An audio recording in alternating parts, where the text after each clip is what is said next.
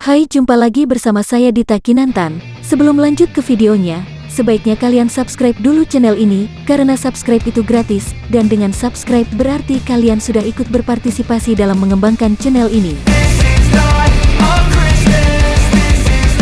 6 motor yang dianggap produk gagal di Indonesia. Hai Dita Kinantan lovers, kata pujangga, tak ada yang sempurna di dunia ini. Yap, semua hal pasti punya kekurangan, bahkan jatuh bangun dari kegagalan. Hal tersebut juga berlaku di dunia otomotif. Banyak banget produk otomotif yang beredar di Indonesia. Sayangnya, nggak semuanya laku, sob. Bahkan di antaranya ada yang dianggap produk gagal. Dilansir dari berbagai sumber, ini dia 6 motor yang dianggap produk gagal di Indonesia. Cekidot. 1. Honda Karisma. Honda Karisma muncul pada tahun 2000-an, menggantikan tugas mulia Honda Legenda, sebagai motor irit dengan kapasitas bagasi yang cukup besar. Namun, Karisma dianggap sebagai motor bongsor, terutama bagian ekor yang menurut banyak orang terlalu lebar dan besar. Padahal Karisma hadir dengan banyak inovasi yang sekarang ini jadi ngetren. Misalkan indikator bensin non-jarum alias digital.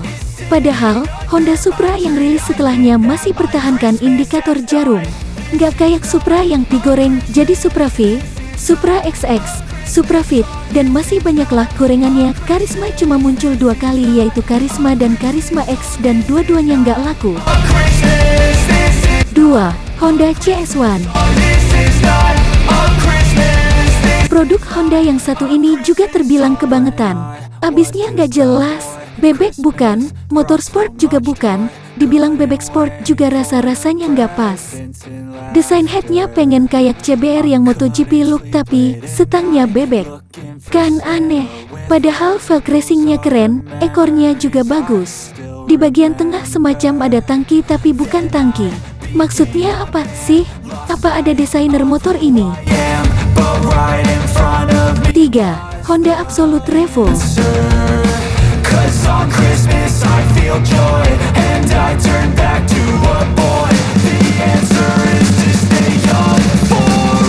Hadah, sepeda motor yang satu ini juga termasuk mengada-ada.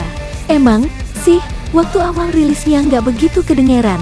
Intinya, Honda Absolute Revo didesain dengan bentuk 90% motor bebek, tapi bertransmisi matic, jadi bodi bebek, mesin matic gitulah. Aneh kan? Di Thailand, Honda Absolute Revo bernama Wave. Rilis pada tahun 2010, hanya sampai 2013, Honda Absolute Revo berhenti diproduksi karena nggak memenuhi selera pasar. Ya iyalah, orang aneh juga motornya.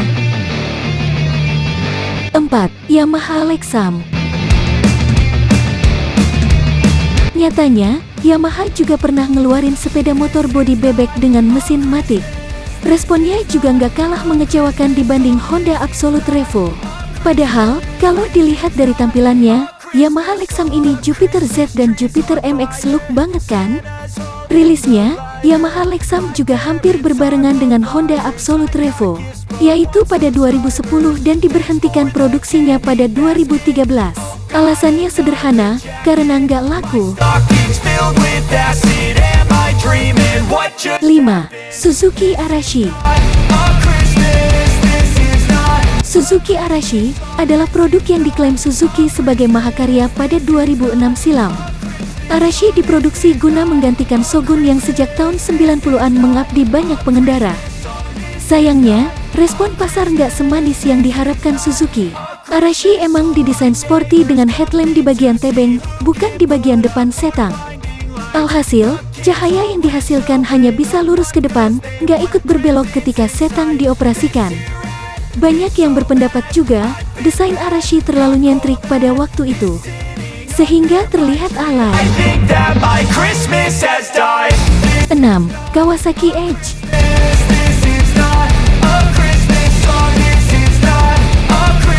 Karena mengusung bodi motor yang lancip hampir di semua sisi, motor bebek besutan Kawasaki ini diberi nama Kawasaki Edge. Dirilis pada 2010, motor bebek ini sebenarnya baik-baik aja. Bahkan dilansir dari tribunnews.com dan gridoto.com, motor ini pernah digarap Ibnu Sambodo dari Manual Tech buat dipakai Race Hadiwijaya dan jadi juara Asia saat balapan di Qatar tahun 2011.